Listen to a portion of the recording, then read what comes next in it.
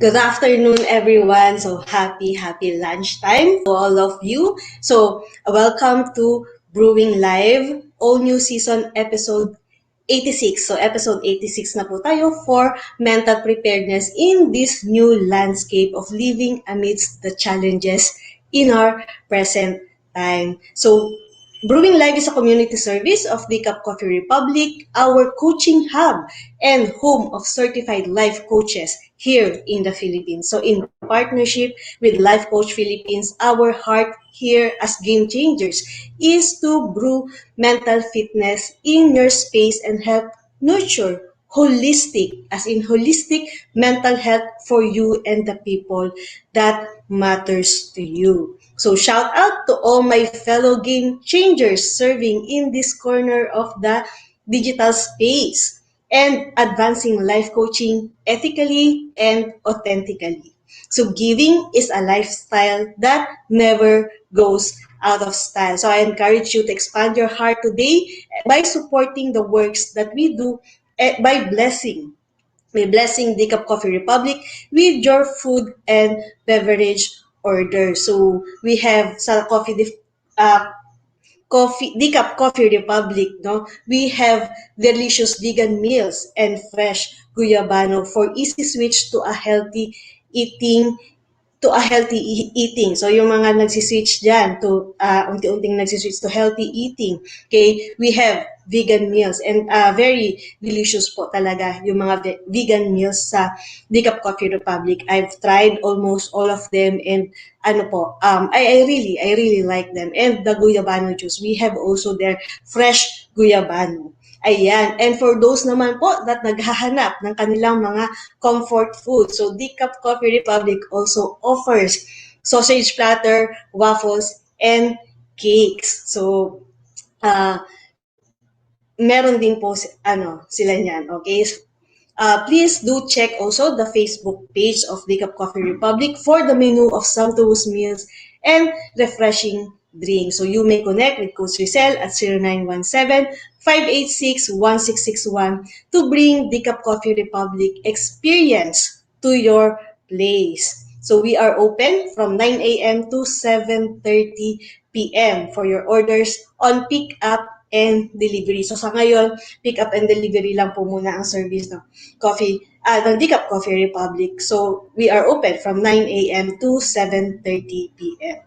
So for other ways to support our community works, you may now give us some stars. So yan, sa kay Facebook, so pwede na po tayong magbigay ng stars in the chat box. Okay, so you can also give your love gifts through fund transfer. So just check out the caption of this video for the GCash account or bank information where you can have your fund transfer. So if you just joined us at this time, so welcome and thank you for being here. You may circulate the link of this video and invite your friends, invite them to join us and let's have a conversation, a coaching conversation during lunchtime.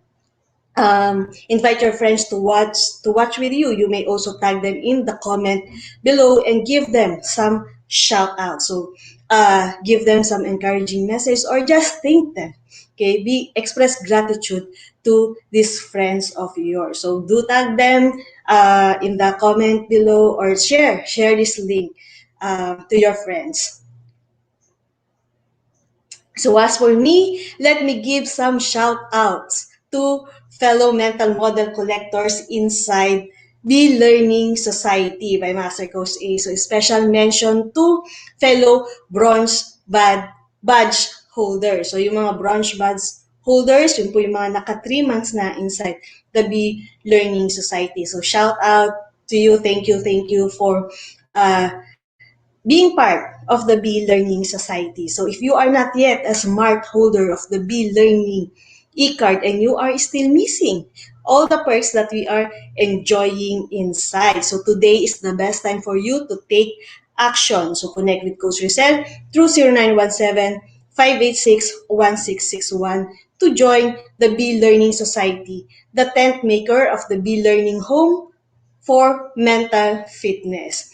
enjoy 5% food and beverage discount from Decaf Coffee Republic, and get full access to Mental Model Masterclass by Master Coach A, happening every fourth Saturday of the month. So, fourth Saturday of the month na po tayo instead of the third Saturday of the month. So, plus, you will also get the benefit of having a 90-minute free coaching session with a senior life coach from the Life Coach Philippines. So ayan, if you want to experience how it is to be coached by a life coach from the Life Coach Philippines, join us also here in the Learning Society.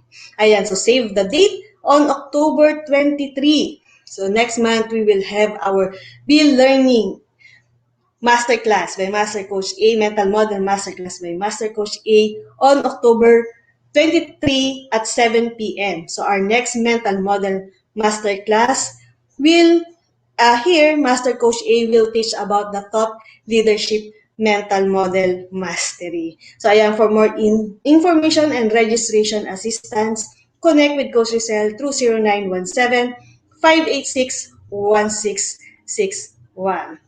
So, moving on for today's episode, I will be sharing with you about letting go of control. So, yung mga, kung meron po tayo dyan that who wants to be in control of everything that they want in their life. So, this conversation, this coaching conversation will be for you. So, please do tag your friends and forward this video link and invite others to join our conversation on mental preparedness. So for those who will encounter me for the first time, I am Coach C. Bercasio. My full name is Colleen Capino Bercasio. I am a certified co-actively co-create life coach from the Life Coach Philippines, and also a mental health coach.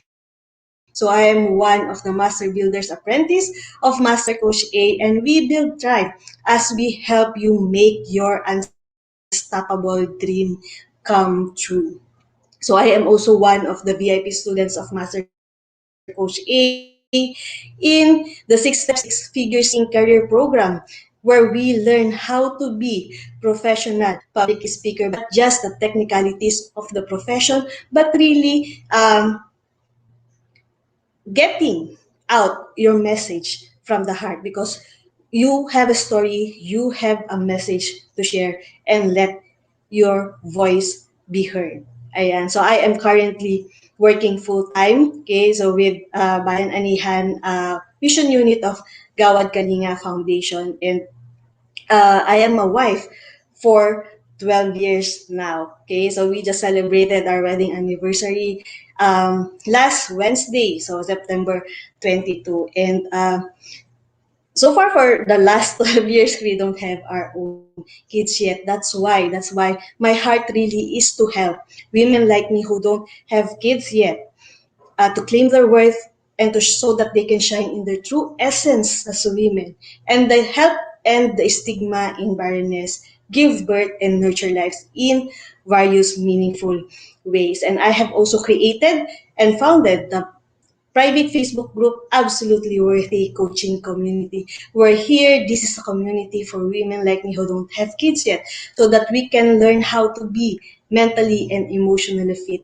to express ourselves and achieve our dreams and live our purpose. So if you are watching this on a replay, please comment #replay and do send us message if you wish to connect with any points that resonates with you during this conversation. So you may find the YouTube link where you can watch the replay of all the episodes of Brewing Live in the caption of this video. So please do follow and subscribe to the channel so you'll be notified when new learning opportunities becomes available. Ayan. So let's proceed to our, before we proceed to our lesson for today, no, so let me just greet our coaches who are joining me at this hour. So we have there my partner, Coach Glacy. Thank you for joining me. So Coach Glacy is joining from Bataan. Coach Nords, hello, hello. And Master Coach Hasmin and Coach Marife are also here joining me during this session of Brewing Life. Thank you for being here. Ayan. So, our topic nga is letting go of control. So, have you ever have that experience where it seems that you are losing control of your life? It's as if wala kang mahawakan and you are just spinning around. So, how did you feel? How exactly did you feel during that time? And what were your thoughts during that time in your life? Maybe a lot of us experience it when the pandemic suddenly hit us in 2020, di ba? No one expected this pandemic and then biglang, boom, magsasarado tayo, walang pwedeng lumabas, okay? Magko-close ang mga businesses natin.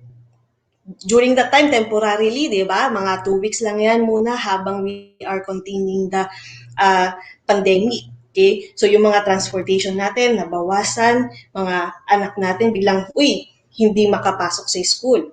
Hindi na sila pwedeng pumasok sa school. So, tayong mga nag-work, so for all of those who are working, di ba? Parang, okay, hindi mo na pwedeng pumasok sa work, or yung iba nagkaroon ng mga bubbles if hindi talaga maiwasan. Yung mga tawag dito, yung mga may-ari ng mga business, yung mga entrepreneurs, diba? Biglang nag-close, or kaya ang kailangan lang natin papasukin is half of the usual capacity ng ating place. So bigla, walang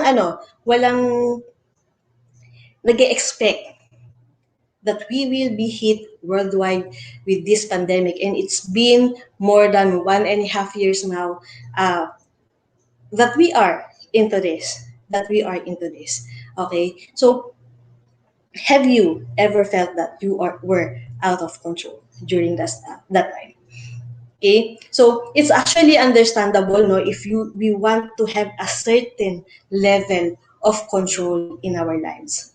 Of course, we have a need for a certain level of control in what's happening in our life. In fact, a certain dose of control is really needed for us to be able to pursue our goals and passions in life. Kasi if wala naman talaga tayo control doon, if we somehow don't have a grasp of what will happen in the future, di ba? Ano naman talaga, parang we will not have that desire, or we will not be driven to pursue the goals that we have, the passion that we have. Kaya nga bigla, di ba, nung nag-pandemic, yung mga plano natin nawala. Okay, sorry for that. It seems that we are having technical issues with our data connection. So please help pray for na umayos po yung ating internet connection. I am here actually in Batangas right now. So the area might just have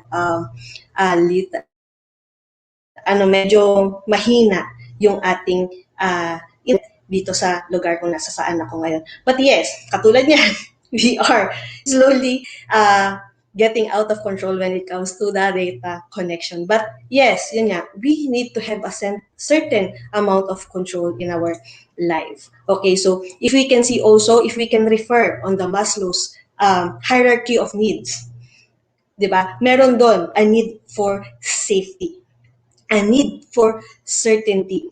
Okay? So, yung sa safety needs, it means kasi having a personal security, having stability in your employment, or having a stable income, availability or accessibility of the resources that you will need to live, or other resources. Example, etong resource natin on having internet connection, diba? Having electricity at home, having our own phones, having our laptop. So, di ba? Having good health and having some properties that we can call our own. So, this comprises of our need for safety or need for security. But however, there might be a fine line between having a healthy dose of control versus an unhealthy one. Okay, so an excessive desire for control may not be healthy, especially to our mental health. Because that need of control is actually stems from our fears and anxiety. But the thing is, not everything in this world is really within our control. There are circumstances that happens to us that is really out of our control. So, yes, having that excessive desire for control in our life can foster fear, anxiety, and aggressive behavior that may be damaging uh, in our relationships with other people. Okay, so as always, the first thing that we need to do is to become aware of what triggers these needs for control in our life. Okay, and what I'm going to share to you next are the telltale signs of a controlling person. Okay, so ang pag-uusapan po natin dito is si they, those who are controlling person. Okay, so yung first telltale sign of a controlling person is that they are actually a people pleaser. So controlling people are actually people pleaser. So you might have learned from your childhood, no, that pleasing people is the route to security and contentment. Diba nung bata tayo, when we follow the rules, when we obey what the adults tells us, diba? Mas nagiging we feel that security and peace. Kasi pag hindi natin nasusunod, di ba, napapagalitan tayo kung ano-ano yung mga nasasabi sa atin. So, pleasing people is actually some form of control. We want to control other people by pleasing them. So, gagawin natin yung gusto nila at the expense of our own of our own identity, of our own authenticity with ourselves. But because we have this need for other people, especially to like us, to love us, we do things that we think will please them. Okay, so being too focused on pleasing other is a sure path to disappointment. Since it's impossible to please everyone all the time, especially if ang gusto talaga natin is sana lahat ng tao gusto ako. Sana lahat ng tao uh, umayon sa akin. But then, sabi nga, is that might be you may be in for a disappointment because not everybody will always like you all the time. So, sabi nga natin, we cannot please everybody. Ayan. So, that's the first sign of a controlling person. They are people pleaser. So, the second one is that they are perfectionists. They perfectionist. Ayan. So, the need for control often manifests in the pursuit of unattainable perfection. So, while it seems to make sense that perfectionism ensures success, the reality is that perfectionism is a double-edged sword, creating the illusion of security. On the other side, it creates also the illusion, or not the illusion, but it creates also self-loathing. Especially if you cannot attain that perfection that you are aiming for. So no matter what you achieve, you will always find yourself in a non-win bind. Because what we will always see are the imperfections. So what we will always see are the imperfections. Even if we are perfectionists, what we actually focused on are those things that are imperfect. So the third sign okay, of a controlling person is that they procrastinate. They procrastinate. So, this is the irony of imperfectionism, no? So we want everything to be perfect, but because of that desire of wanting everything to be perfect and that fear of not doing it as perfectly as we um, want, we tend to procrastinate. We tend to procrastinate. So you want perfection so badly that you are overwhelmed by the steps necessary to achieve it. So you fear displeasing others and the overwhelming workload it would take to achieve the impossible. So you put off any action that you want, that they want. Okay? So that's the third one? Controlling people usually procrastinate. Okay? So the fourth one is that they feel lonely. So controlling people feel lonely. Perfectionism and its companion, self-loathing, na yun, due to the fear of rejection. Because this stems from the fear of rejection. So failing to recognize that the real reason behind our need for control stems not from the other's action, but from our own lack of self-confidence. So these controlling people now becomes unable to connect with others due to the unreasonable demand that they place on them. So either they place a very or they place a very high standard for themselves. That's why they have this difficulty in um, relating, connecting with other people, which causes them to become lonely. Okay, so the fifth one that I would like to share with you as a telltale sign of a controlling person is that they cannot let go of mistakes. They can't let mistakes go. So even the mistakes on the tiniest of details, pinagdidiskitahan. Yan yung mga pinagdidiskitahan natin. So pag sometimes admittedly I have also this tendency, no, when I was at home in the province and I am with my nephew. So I have a nephew who is 7 years old, and syempre bata yan, 'di ba? Bata yan. So makulit, magulo, may mga times na nagugulo ka on your work, and there are also times na kunyari sa pagkain matatapon niya yung ganto or yung tubig na kukunin niya doon sa inuman, matatapon, di ba?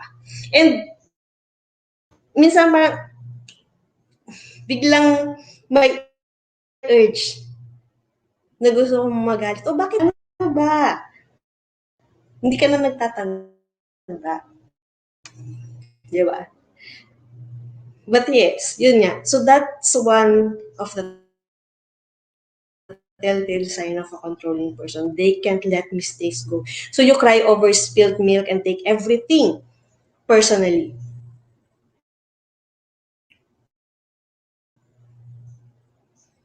With you or not. So this approach leads to interpersonal result that will derail almost all of your relationship, okay, with other people. So those are the 5 telltale sign of a controlling person. So yung first, so recap lang natin, they are a people pleaser. The second are they are a perfectionist. The third one is they procrastinate often. And the fourth one, they feel lonely. And the fifth one is that they can't let go of mistakes, even those that are simple one. Okay, and the next that I will share with you is the importance. Bakit kailangan nating mag-let go of some sort of control in our life. Okay, so once you realize that you cannot control all the events, circumstances in your life, you can now focus your time and effort on the things that you can control. So you can now identify and what's really in your control, and really ang kaya lang naman talaga natin i-control is ang sarili natin. And that's where we should be able, and that's where we should spend our focus on things that we can control. Okay, so our responses, our mindsets, our attitude, and our outlook in life. So those are the things that we can control. So by letting go of control of the external factors, you we increase the confidence we have in ourselves, and we also increase that resilience. The resilience skills. So this leads to improvement in physical, mental, and emotional health, and thus we have a greater sense of strength and mental fitness. So very this is the advantage of letting go of control, no? So it increases our sense of strength, our resilience, our confidence in ourselves, and our mental fitness. So you can also gain freedom as well when you let go of control. Kasi that control that we desire, sometimes it's very constricting, no? Kasi ito lang dapat ang gagawin natin. So lahat ng and it's very restricting. It's very restricting. So letting go of what you cannot control also open up doors to exciting and interesting possibilities that we have not even envisioned. So when we let go of that control, mas nagiging open tayo to opportunities around us. Kasi 'di ba minsan iisipin natin dapat planado. So yes, 'di ba lagi rin namin na as life coaches, one of the things that we do is to help you achieve your goals, 'di ba? So what are your goals a year from now, 5 years from now, 10 years from now? But we also want you to have that certain openness for the opportunities that may come along the way. Okay? So these are the strategies that we have on how we can let go of control. So the first one is that to focus on what you can control, not on everything, and especially not on those things that we cannot control. We try to control almost the things that we cannot really control, like pleasing people, like other people, controlling our relationship, controlling everything at home, at the office, at work, outside, diba? But let's just focus on what we can really control. And the only thing that you can control really is yourself. Yun nasabi natin kanina. So you can control external events or other people's reaction. So you only have that agency over your mindset, attitude, responses, and reaction. So you need to learn to trust that the things are out of your control. The things that are out of your control can happen as they do and will generally work out for the best if you only know how to accept them and take action to make the best out of this unexpected situation or circumstances in our life. Ayan. So that first strategy is that to focus on the things that you can control. The second one is to reach out for support. Sabi nga natin, 'di ba? One of the telltale sign is that people who are controlling are lonely. So one of the strategy to counter that is to reach out for support. Like joining us in the Be Learning Society that I have mentioned earlier. So we are not put here to be or feel alone. And actually, that's not actually our design. We are designed to connect with other people. Nasa Bible din po yan. Kaya nga, di ba, create ni God si Eve so that may kasama si Adan. So the more we feel as though we are stuck in a vacuum or that we are alone, the more the need to control takes over us. So reach out to someone you value and trust and talk about how you are feeling with them. Reach out. Reach out for support. Reach out to others. Join groups that might help you, that might encourage you.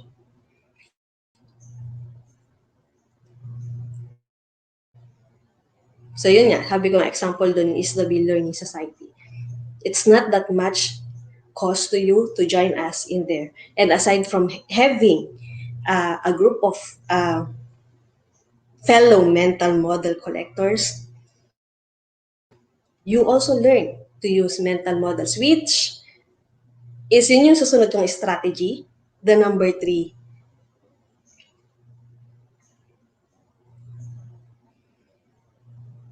Strategy to let go of control is applying a mental model. Ayan. So, one of the mental model that we learned during the master class of the Bill Learning Society is the use of the mental model barbell. And one of the strategies in that is the stepping stone paradigm. So sabi ko nga, di ba, on having a goal, yes, we set our plans, we write down our plans for us to be able to achieve our goals.